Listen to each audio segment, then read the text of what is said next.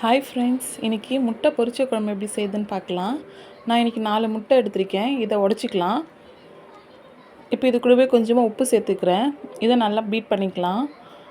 குழி பணியாரம் கல் எடுத்திருக்கேன். இது நல்லா காஞ்சதும் கொஞ்சமாக ஆயில் அப்ளை பண்ணிவிட்டு அந்தந்த குழியில் நம்ம சேர்த்துக்கலாம்.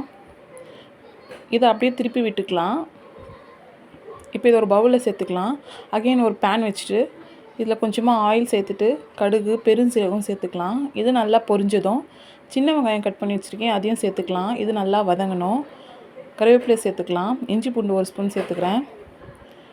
தக்காளி சேர்த்துக்கலாம். இது நல்லா கிளறி விடணும். பச்சை ஸ்மெல் போனதுக்கப்புறமா மிளகாத்தூள் சேர்த்துக்கிறேன். இதையும் நல்லா கிளறி விட்டுட்டு உங்களுக்கு தேவையான அளவுக்கு தண்ணி சேர்த்துக்கோங்க. தண்ணி சேர்த்துட்டு உப்பு சேர்த்துக்கலாம். இது நல்லா கொதிக்கணும். இது நல்லா கொதிச்சதுக்கப்புறம் நம்ம பொரிச்சு வச்சுருக்க முட்டையை சேர்த்துக்கலாம். இது 2 மினிட்ஸ் மட்டும் கொதிச்சா போதும். முட்டை சேர்த்ததுக்கப்புறமா இப்போ கொத்தமல்லி தழை சேர்த்துக்கலாம்.